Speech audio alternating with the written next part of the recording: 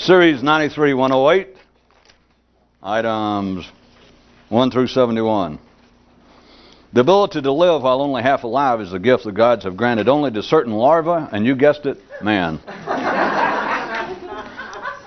Understanding is to thinking as Miami is to hurricanes.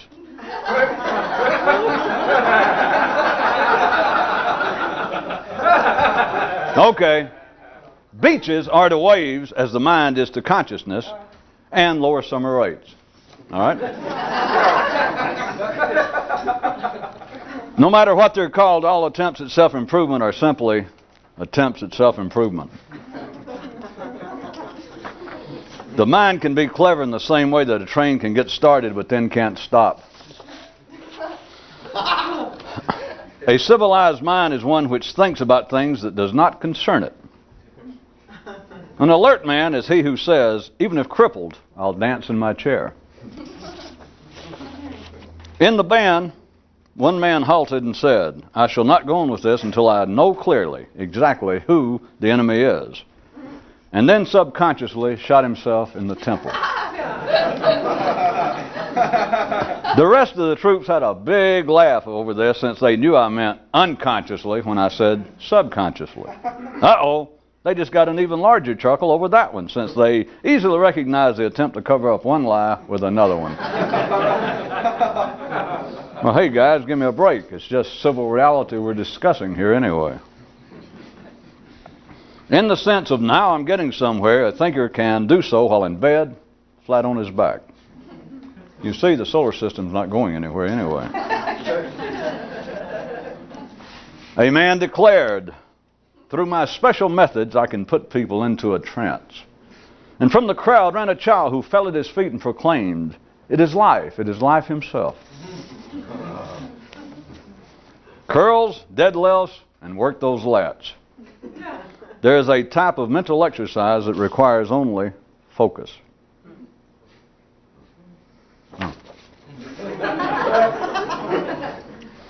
The future and far side of one man's consciousness said to him, call my number whenever you're in town. And the man was tempted to reply,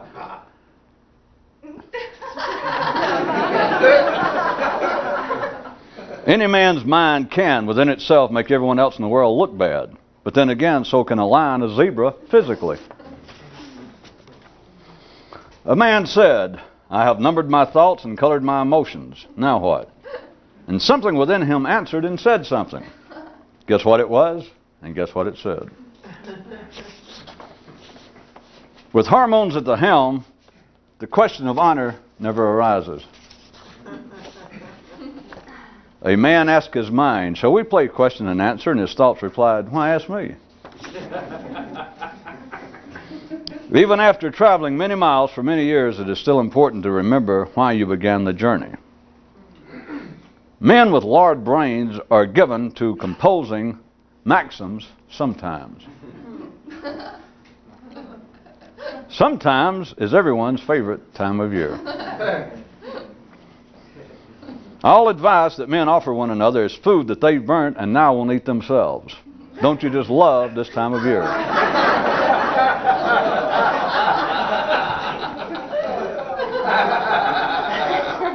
A man said, it is my job to mislead others. And someone noted, that's no man, that's a mind.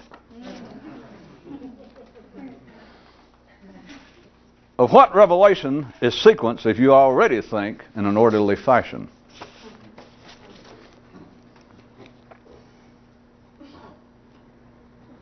He mithed, call the umpire. He mithed it by a mile. Some believe that the slaying of dragons is the slaying of oneself. Some believe that the great adventure is the discovery of oneself. Yet there remain a few who see it all to be the struggle to supplant turmoil and confusion.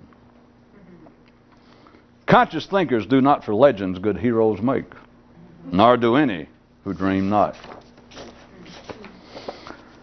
At the center of the mind is a clock. At the heart of consciousness is the longing to escape the embrace of time.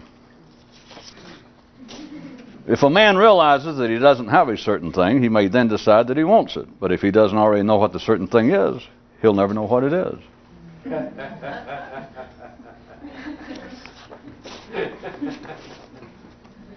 After observing his mind in action for a while, a man mused, is what I'm watching entertainment or an infomercial?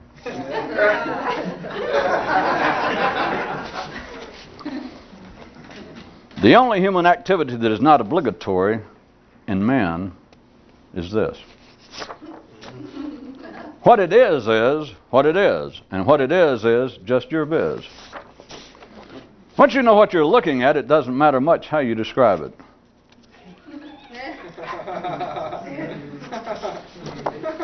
A writer abandoned his efforts with the explanation, I cannot type on dirty paper. Using men as examples of human behavior is an easy trick, Dick. A doctor of psychiatry said to a street corner commentator, well, it's easy for you to tell the truth. You don't have a reputation to protect. Ordinary men need the concept of heroes since the whole idea of honor is so vague and elusive to them. Everyone wants to be pushed around by somebody. A man thought, is the mind consciousness's 900 number or consciousness the mind's 800?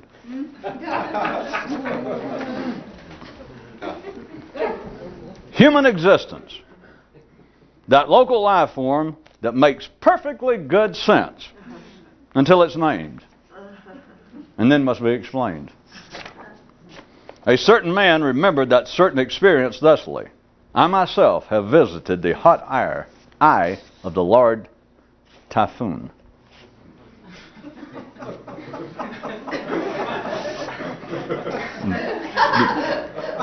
Did I lose the rhythm? A certain man remembered that certain experience thusly. I myself have visited the hot eye of the Lord Typhoon.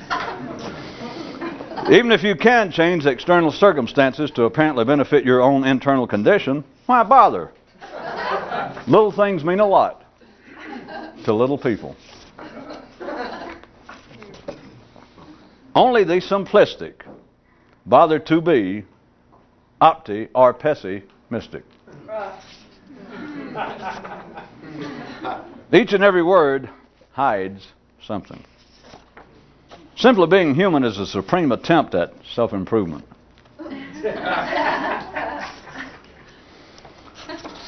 Little things mean a lot to little minds.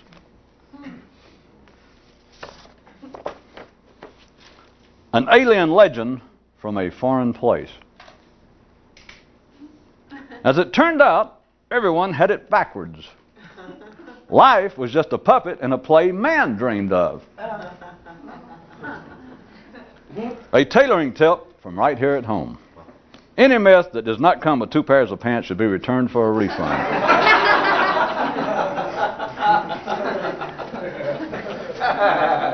Abilities dreamed of or abilities missed, save one. One man thought, when I had a terminal illness, much did I laugh.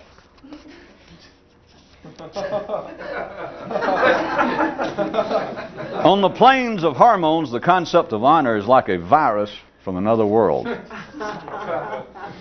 One man thought, I must be a metaphor, for I'm surely not myself. Once you understand what you're trying to do, it doesn't matter what you call it, except that until you can do it, it does matter. Once civilized, after that, what men call emotions is primarily lazy habit. The first law of local reality is just do what you can. The second is no need to attempt more. And the third is don't worry about it. Note, if you accept such sucker laws, then you're the sucker.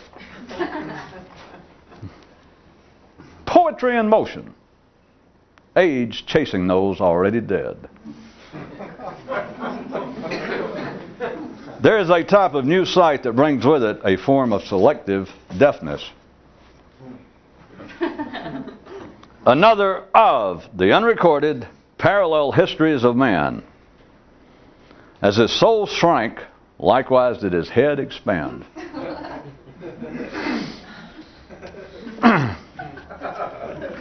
couldn't quite pull that one off. The one alarm man cannot yet build is the one which his own mind will trip.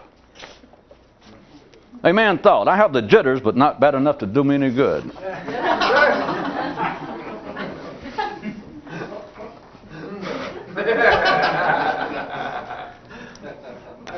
Everyone likes to be told what man is about, even those who think that they do not. The above statement was the first runner-up in the Lie of the Century competition.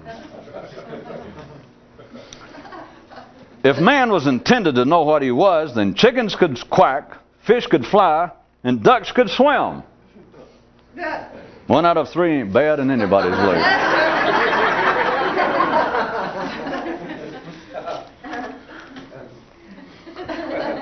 Critical thoughts and hostile emotions that are not necessary for physical survival are but hobbles on the hooves of a horseless headman.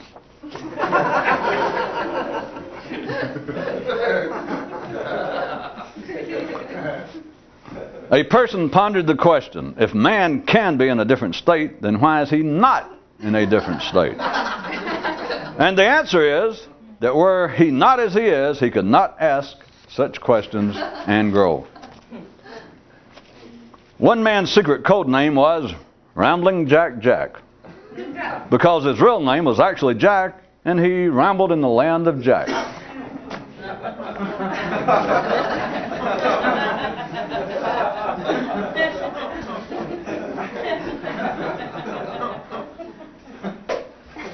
A more complex world is one that is nonpartisan in the sense of how the term is presently perceived. Thought needs no grease, and sarcasm paves its own way. While asleep he saw, while seated he yet stood, while being man he struggled to be not otherwise, but more so. Men like to note that it is the noisy wheel that gets all of the attention, but a better telling of it would be to say that it is the wheel furthest from survival that gets everything said about it. To be civilized is to be a man in a costume who says, I'm not in a costume. Mark it down to immaturity. Mark it down to fear. Mark it down to a lack of intelligence, but whatever you do, don't mark it down. A man thought, if I'm so smart, how come I don't understand more? A man thought, if I'm so smart, how come I can't slow down? A man thought, if I'm so smart, how come I can't speed up? And a man thought and thought and thought. Are obstacles to change without or internal? Is our internal a product of the without? If so, then would not the without have to be a product of someone's internal? And if so, where does that leave the original question? Nothing can adequately describe what you should do. You should just do what it is you should do. Our brains are tied to too many things. Note, in the above you might do well to substitute something else for the concept of quantity.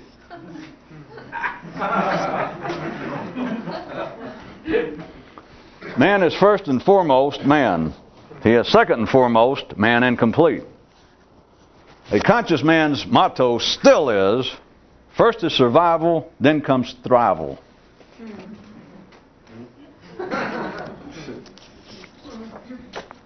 Strangling on words, drowning in thought. Yet to swim we must float, buoyed by God knows what. A man with no aim has no center. A man with no center has no focus. A man with no focus wastes his time trying to get in out of the wind. But what ho, Sir Gallen-O? With proper attention, the wind is no more than the wind.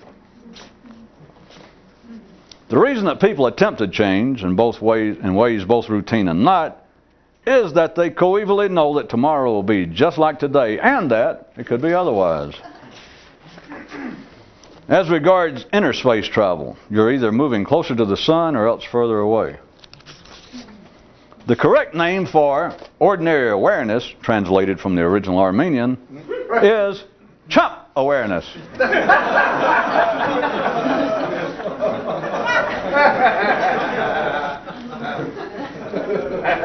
We're not here to regrade the highway, but to soup up our engines. The duty of all physical creatures is to exercise their physicality to the furthest extent possible. Same with man and his consciousness. The establishment of neo-consciousness in the mind is the setting up of a demilitarized zone. Referring to himself and his own personal life, a man said, "May I take all of this to be some sort of experiment?" And with that, he sailed far, far away.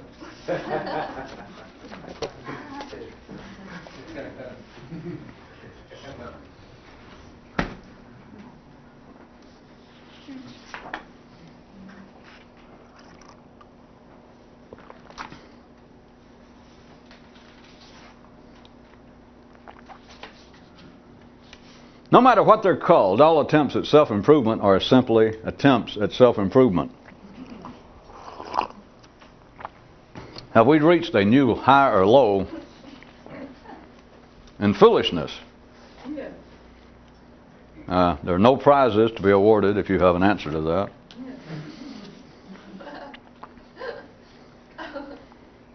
Self-improvement. It's been a long time since we touched on that. Since it has been a while in the interim, has anybody by any chance improved themselves? But indeed, if such an act had truly taken place, then there would be no way that another person, in this case, that I could ask, because if indeed self-improvement had taken place, I wouldn't recognize you. But then again, if self-improvement had actually taken place on your part, and I said, well, has anything happened in the way of self-improvement since we last talked? You wouldn't know I was speaking to you.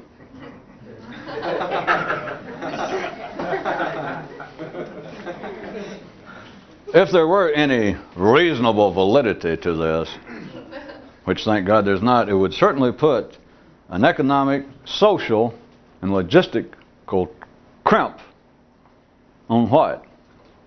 I don't know, name something.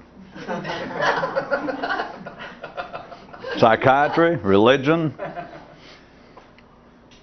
normal social intercourse.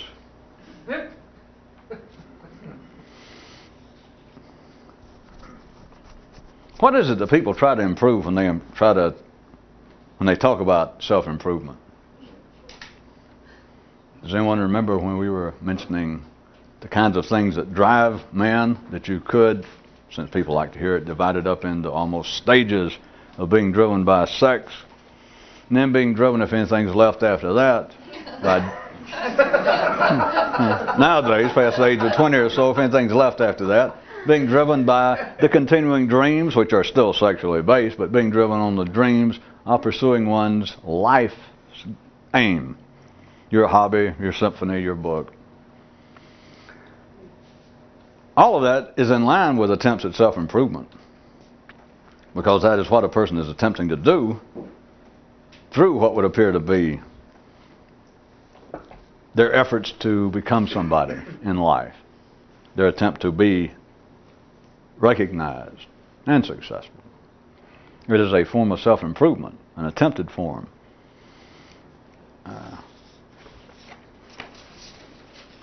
I've hit this last time somebody was counting something over 4,000 times under many names. But once you understand, it's not some institution's fault, and it's not religion or psychology's fault. But once you understand that what you always assumed would be self-improvement is trying to get a custom paint job on a honey wagon. Does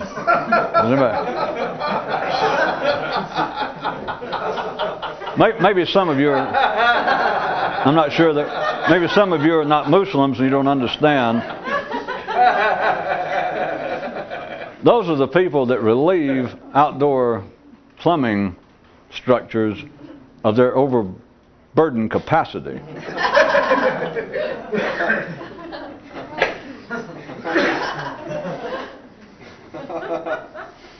Yeah. I am sorely tempted to at least point you back to the area of all religious and historical myths, because the great adventures, the slaying of dragons, the discovery of some lost treasure, the saving of the maiden, could be seen very quickly as an attempted form of self-improvement, as could all religious dreams, that if indeed I were a real good card-carrying, practicing Muslim or Jew or whatever, that would be without any doubt self-improvement.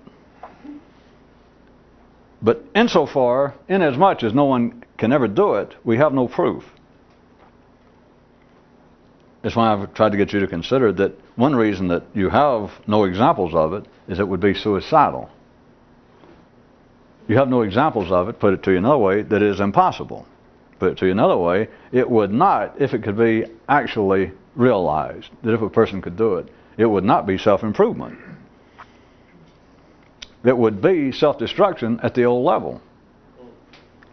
Which is why I said, raise your hand, who has improved themselves? And if you had, I wouldn't even be asking, because I wouldn't recognize you. See, that's the idea that is always worthwhile and could be entertaining, and it might have gotten some of you originally thinking about such matters. But the idea of this great discovery of oneself, or a new self, a new kingdom, all those kinds of stories, religious and otherwise, would seem to be a form of self-improvement, but the part that is missed is that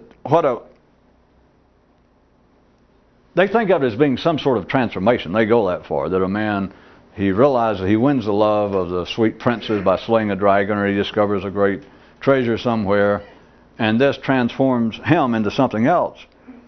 But the transformation is always what? Should we have to guess? Starts with a P. It rhymes with kiziful, sort of. It's always a physical. It's always in behavior. It's always in his circumstance. That he was a poor, defrocked, dethroned prince of some kingdom that had fallen on hard times, and by winning the hand of some maiden over here, her father recognized him for the great kid he was and made him heir to the new throne over here. It's always a change in some sort of circumstance. That is what seems to be the transformation. That's why it's safe. That's why it's impossible. Because by now you're supposed to know that it's not any form of being harangued, and it's not any form of, or shouldn't be of any self-induced guilt to find out that the change in circumstance has nothing to do with transformation. Well, what does? Well, give me a break.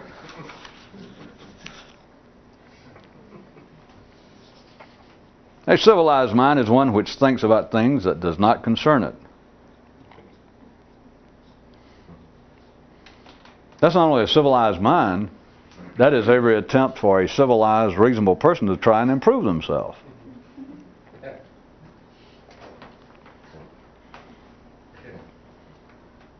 And yet, an ordinary reasonable mind would deny that, because a person could say, well, right now I am attempting to stop smoking. It's something specific. I'm working on it. I'm reading books. I'm doing something. I'm going to meetings, and I am attempting to do it. Besides, perhaps, putting a few years on the guy's life, what will it accomplish? If that's all there was to self-improvement, then those who are not lucky enough to currently have such a habit, then what you should do is go home and beat yourself perhaps every night with a hammer on a thumb. You know, I guess give yourself a break. Maybe move through the hands, like, you know, Monday the thumb, you know, Tuesday the first finger, and do this. I don't know, do it. Let's just make up a figure. 2 weeks, and then stop. Are we talking serious mystical transformation here?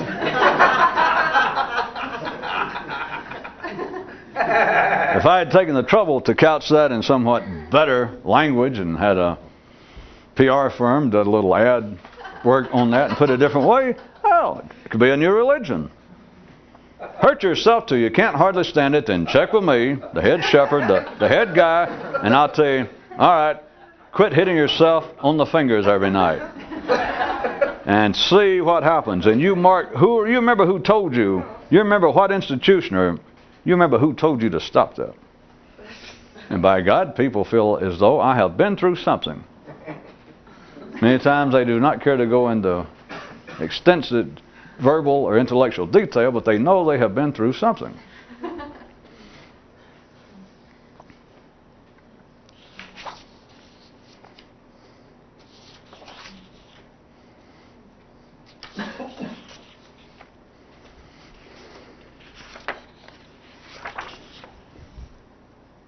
A man declared, through my special methods I can put people in a trance. You remember that one? And the kid rushed from the crowd.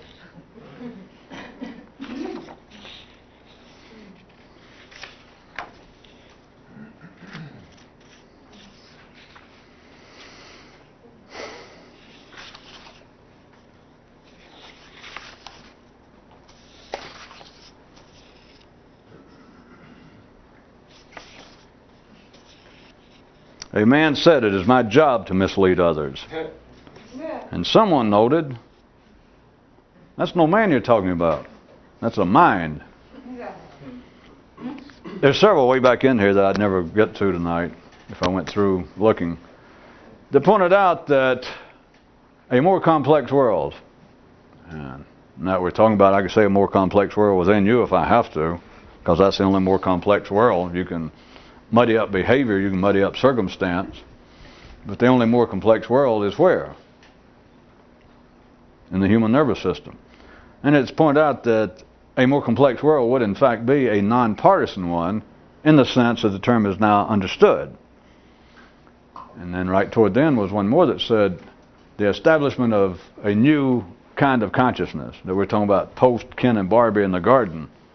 We're talking about once man has become verbal and the nervous system has been ignited as it had to be, and you have become perhaps one of this gentleman's examples, the man that can put people in a trance through those special methods. Everybody did remember the punchline that I didn't read the second time, that a kid rushed out and identified him, recognized. There was no mere man that said that. The establishment of a new kind of consciousness inside the mind, which is the only place it can come from, would be the setting up of a demilitarized zone. That is another level, another view of trying to describe what nonpartisan thought would be, trying to describe what it would be to operate the nervous system without the absolute reliance of binary energy. It would be the final realization of all ideas of philosophy, religion, do-goodism, humanism. That is, I can like other people. I am no longer critical. I'm not real pissed about what's going on in life. I'm not sure what time it is, and I'm not sure I care.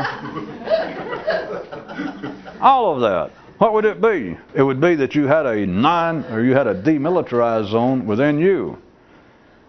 One more time, I'll point out what should be obvious to most of you, but now you could take quite fundamental, simplistic religious people, and they could buy into this description. Say, well, I hear what you're saying, but they would hear it how? They would hear it at what level? Behaviorally, physically.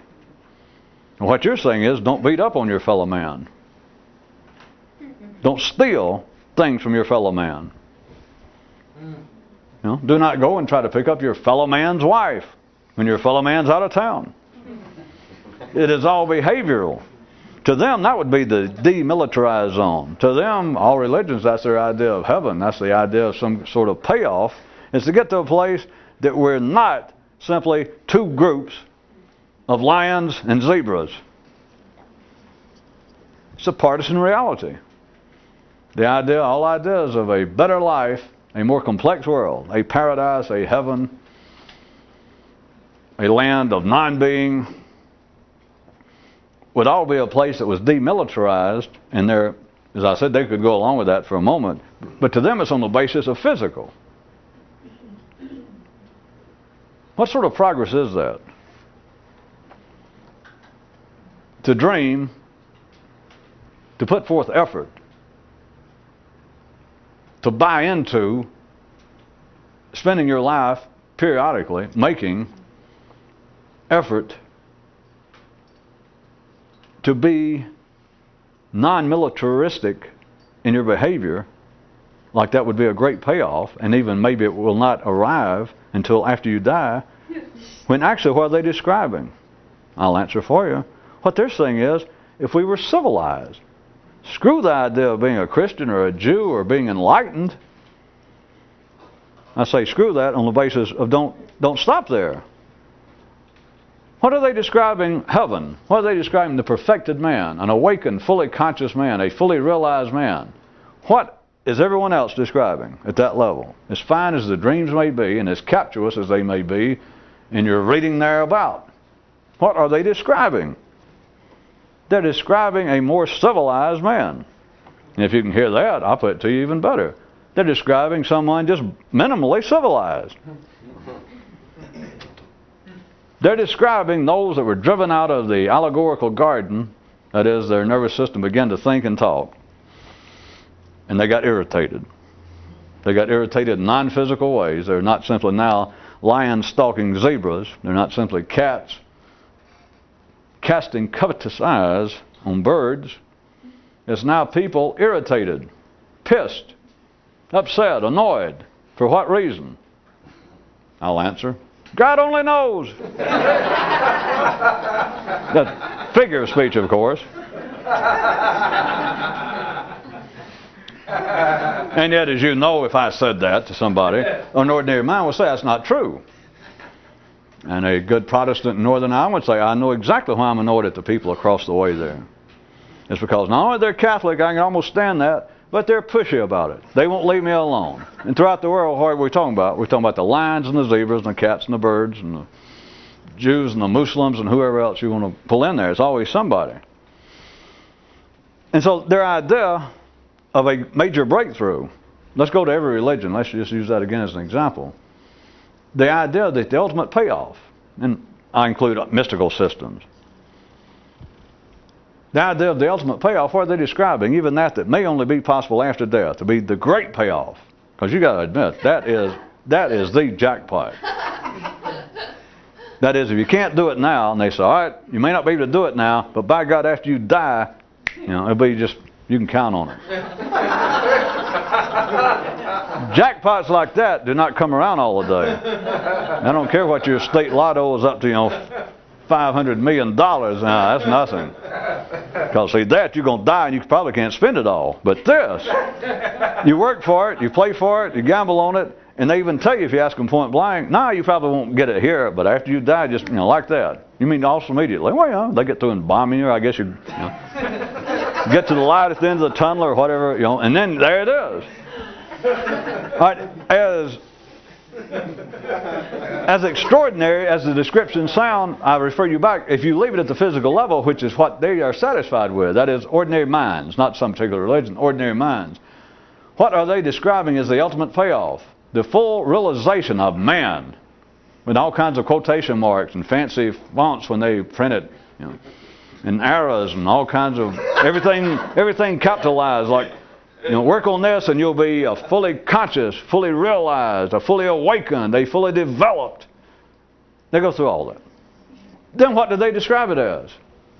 And they could take my term of it would be the setting up of a demilitarized zone, but where do they see it occurring? Behavior. Now back to my, at least sarcastic in the dramatic sense, for a dramatic point. Now back to the question. They're describing the ultimate payoff, the ultimate purpose of humanity, of a man. What are they describing? They're describing a reasonable, honest citizen. They're describing a civilized person. They're describing the descendants of Ken and Barbie. Well, imagine how upset they were originally. They had it made, and then get a job. Get out of here. Don't come back. Imagine.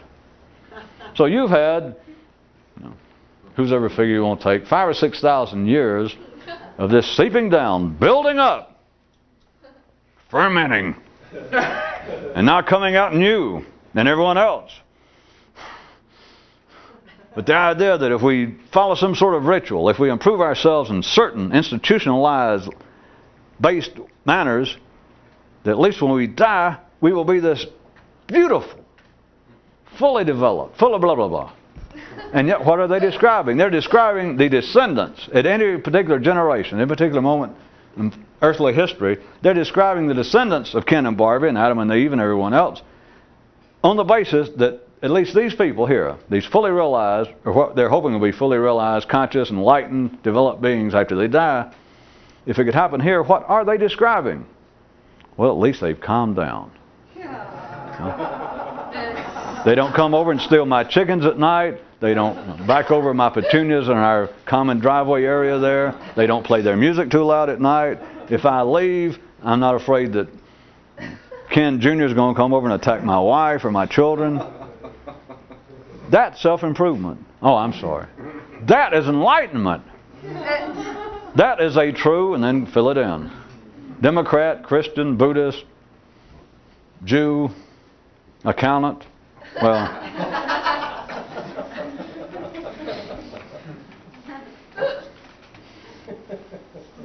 another one in here that, to keep me from having to look, I'll just paraphrase myself since I've already signed a non-litigation agreement with myself, so that if I plagiarize me, I've already agreed beforehand not to sue. So, but it pointed out that human was a definition. It said human existence, the local life form that makes perfectly good sense. And there was a dash. Trust me, I was reading it. Dash. Until it's named. Dash. Then must be explained. That is also, if you follow those kind of parallel invisible commentaries, talking about the mind and consciousness. Because you could say, now we could say that everything, we could say the life of an ostrich, the life of an otter, the life of a birch tree, makes perfectly good sense, and put a period. Forget a dash and all that, and no one but a literal-minded, simplistic person would object to that. They would even have to figure that means a little more than it sounds like, even if they didn't know the word Babelgory or Fedamore. That you could say the life of any, life of a turtle makes perfectly good sense, period. Because if you're just reasonable, you look at a turtle, and what do you expect? You expect, basically turtling. If he says anything, it's going to be what? Turtle talk.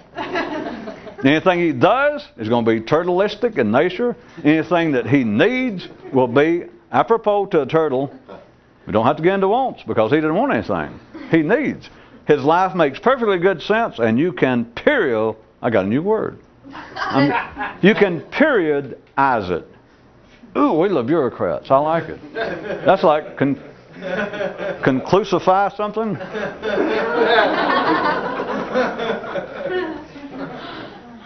You could say about everything that their existence, their life makes perfectly good sense and put a period on it. But with man, you can't do that. Human existence, the definition again. The local form of life that makes perfectly good sense, but no period. A dash, until it's named, because human life is the only life, the only existence that's named. You just have to trust me on this if you want to call it this. Turtles do not have a name for their life. There's certain things I know, and I don't have to explain how. Beavers do not. Trees do not. Well, and I don't want you to think that they're laughing at us or you. They do not. But once an existence is named, what's happened? And you could guess, we could play games forever. I went ahead and answered it after the second dash. I made this sentence as open-ended as possible for you to participate. But the third part after the second dash, human existence, a local life form that makes perfectly good sense, dash, until it's named, dash, and then, perforce, may I add that, then must be explained. It's not open to some decision, because once you name a form of existence, it must be explained. Well, those of you, since you seem to be so biblical minded, how about back to your favorite story, Mickey and Minnie Mouse in the garden. And until the great cosmic force hollered, "Mickey!" and he finally answered, that is, he was identified, he didn't have anything to explain. Didn't get too cute. Adam and Eve. Until he called out, "Adam, Adam." You know, he could have called that forever. The great cosmic force, the great creator. "Adam, Adam, Adam." And he could have called out, you know, "Hippos, hippos, hippos." Hippos kept walking. Let's say for a long time, Adam kept walking. You know, Virginia firs, Virginia firs. They just stood there and swayed.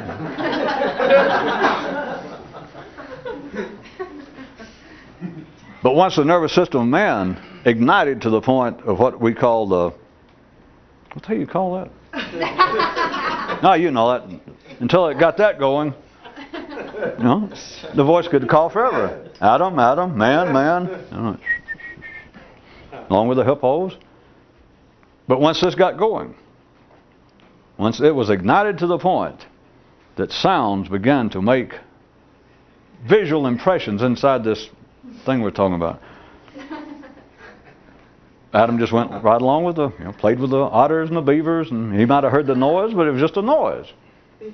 Until you could think it was the same kind of noise that, you know, the TV sounds to your dog. Like the first time that you turn it on, maybe your dog will, and then after that, it ain't, because it's irrelevant. He does not need it, and he certainly doesn't want it, because he has no wants. So that was the way we could say that the first sounds of man, man, Adam, kin. But when this finally ignited, like the TV set got plugged in, and Adam understood, you know, man, man. And the stories, again, well, it's not important, but they're all over the world throughout history, that the day came and the man, whoever it was, whatever religious or mythical story, he goes, "Yes, yes." In other words, he responds. He has now accepted, there's a name for his existence. He is the only one. After that, being a card-carrying member of the Understater Society, I think it's within my purview to put it to you this way, that after that, things really changed a lot. How's that? They really did. They did. Once there's a name for your existence, once you accept the name, then it must be explained.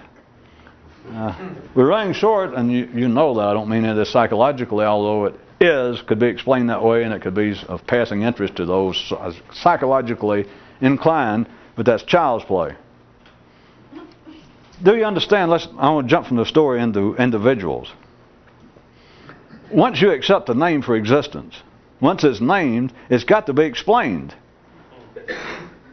I guess it's worth maybe a minute to point out that psychology could take that if they could think in ways allegorical enough and go, wait a minute, you're saying that once somebody has taken on a certain kind of personality, or once somebody assumes or will accept, will entertain, will continue to think about the kind of subconscious traumas that they have suffered at the hands of their parents and their peers and etc., then you're saying after that their whole life, you know, being at least neurotic, if not psychotic, being bruised about, that the rest of their life is in a way verbally, intellectually trying to compensate.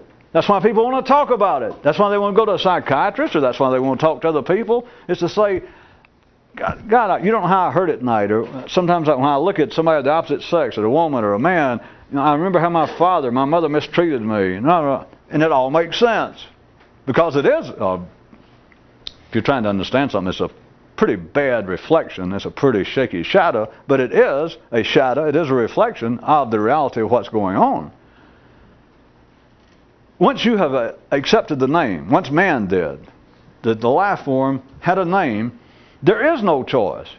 Forget the idea that people or some group or humanity itself, the race of man, has then been subject to some sort of great curse, some illness, that man has been blinded from offending the gods or whatever it was, which all those stories are everywhere. That's just the collective version of an individual being traumatized by his parents. His idea that in one time Ken and Barbie or somebody made God mad, and he went, hey, I don't have to take this crap, put a curse on us. It's the same thing. But the only way that you'll assume the curse is you got to accept the name. Back to the story so I can get to the individual. Human existence, the local life form that makes perfectly good sense, along with everything else, remember, that makes perfectly good sense until it's named. And this got to be explained. I'm just going to go ahead and assume that you catch some of that after that, humanity has to explain itself. That's what civilization is doing constantly. That's what everyone is doing collectively at the ordinary level. You're continually explaining yourself. What kind of guy you are, your background, why you're like you are, why you don't know why you're like you are, why it's probably somebody else's fault and you don't know it, what's new with you. Well, that's enough. Let me tell you more about me. Now, right quick, and this is still beyond the pale for you Scottishly inclined people who play the airbags. That's my new favorite. Somebody heard there was a Highland band practicing out, and I heard somebody say, "Oh, listen, it's those men playing the airbags."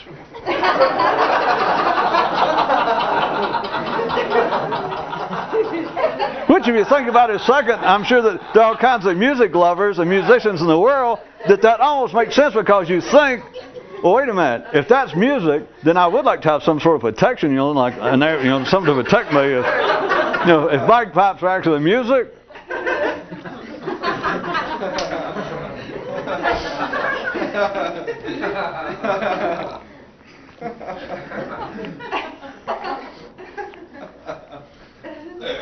Back to,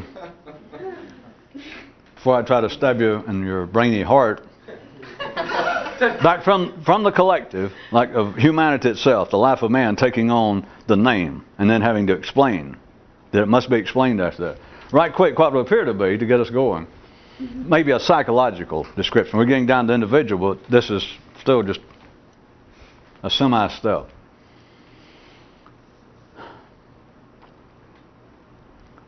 If an ordinary person assumes that what he appears to be is what he is, that his family tells him, his friends tell him, maybe he even seeks professional help, and they tell him,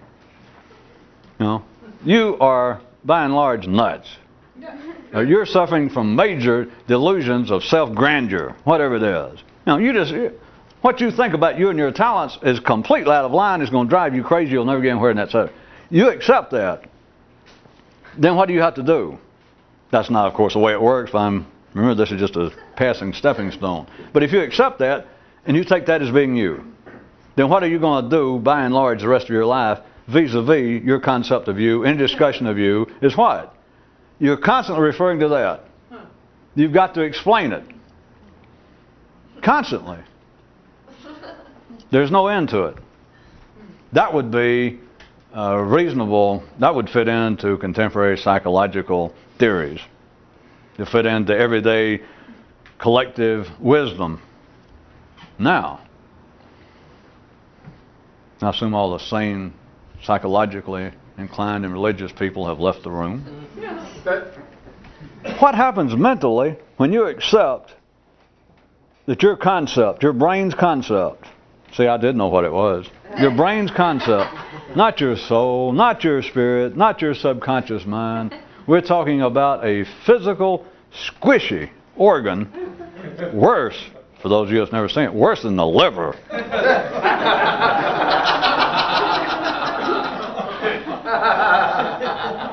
Full of all kinds of juice and chemicals, and can give you a small shock if you're playing electric guitar and staying in water and touch somebody's brain.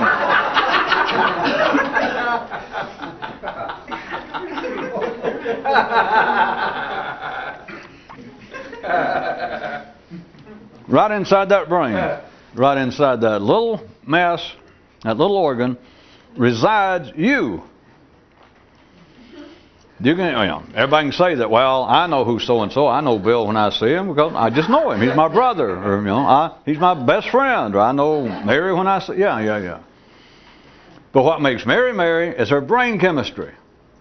That's it. And to say, well, but part of what makes her is she's always been She's got a real big nose, and it's traumatized her. And so that's affected her brain chemistry. I said I thought all the psychologically inclined people had left the room. You're not only still on the bus, you have the makings of a bus driver. Or at least keep that up, and he'll let you sit behind him. He'll let you talk to him. Notwithstanding the sign, no, he'll let you talk to him. Because he knows that you're there for the long haul. You're going all the way. It is the brain chemistry. That is all a person is, and we've been through this enough times. I mean, it's one of those things, again, if you need any proof that the world does not want to hear, regardless of one of my items, that everyone likes to hear, it describes what man is actually about. Even those who think they don't. Remember that one tonight? And it did point out at the bottom of the page, always being in favor of truth, I point out that you're not getting lost, that was the first runner-up in the lie of the century contest. Well, I did exaggerate. That wasn't a lie of the century, but I didn't want to. 100 years is about all most people want to think about.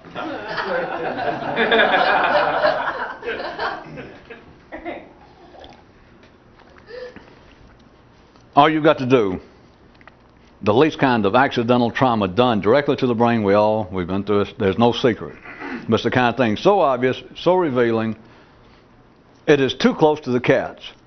Birds are going to sing and say, no, oh no. And they can explain it away. But now you should understand with ordinary thinking, not just other people, your own thinking. You can't stand to look at it. I say can't stand.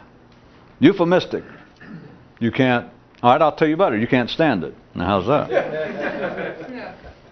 All you got to do is fool with this chemistry, and you're not Jane, you're not Mary, you're not Bill. You can kill it, you can wipe away Bill like that. Now, I used to always use my idea of, you can stick a big screwdriver up here and a small ball peen hammer and go, and it's adios Bill. Bill is gone to the great, I don't even know beyond, Bill is just gone. Bill's body's still here. Bill still weighs the same. Still got the same beautiful profile that kind of, when the shot is right, look like, Rudolph Valentino reincarnated. But Bill ain't home. And don't wait around because Bill ain't coming back. Forget Elvis. Bill has left the building for good.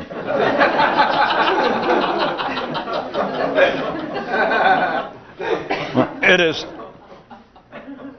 Well, I can't resist throwing this in. Also, people know all of this. It's no secret in a sense. It's just you're not supposed to be ill-mannered enough, not just to say it, because an ordinary person could say something like this, but to understand what you're talking about and then say it. I know, I apologize. You know that. I'm sorry. Life made me do it. Ordinary people understand that. They would want to deny that.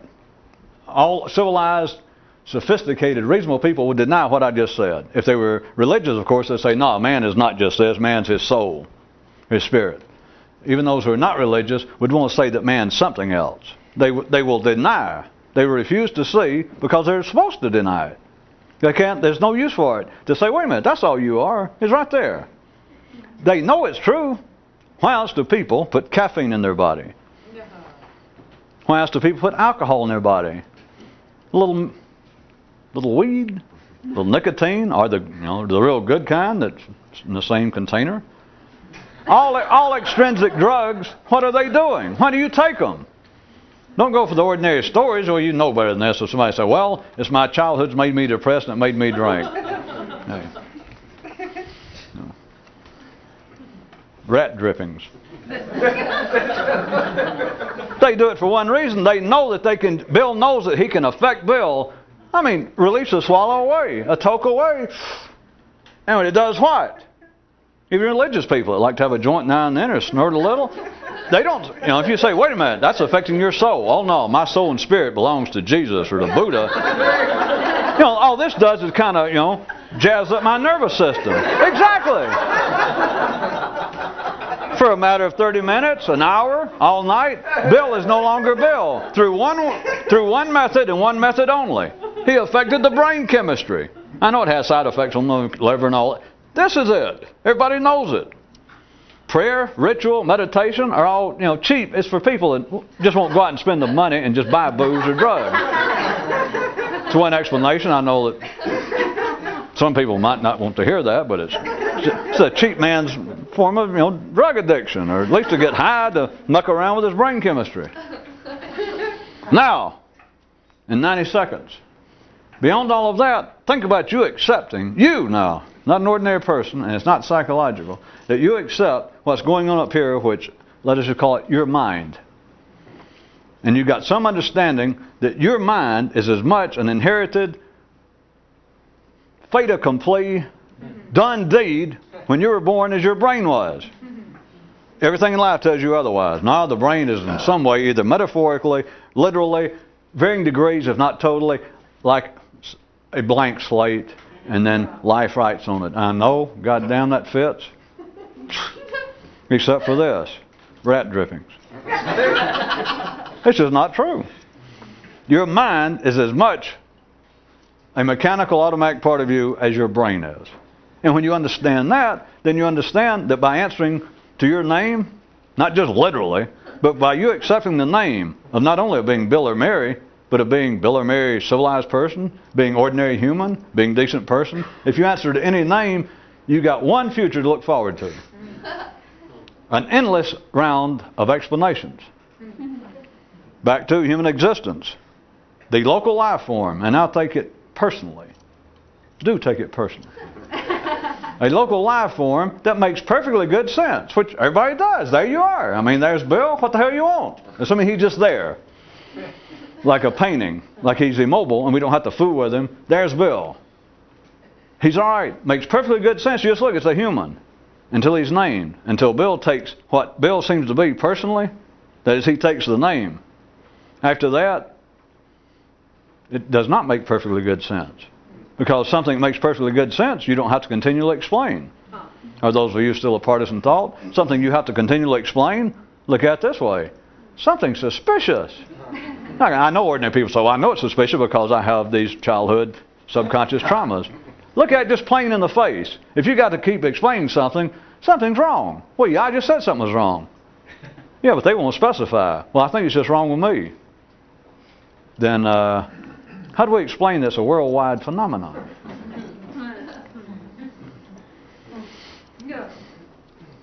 Cheap drugs. Turn on another channel and find evening vapors. What do they call them? Vespers.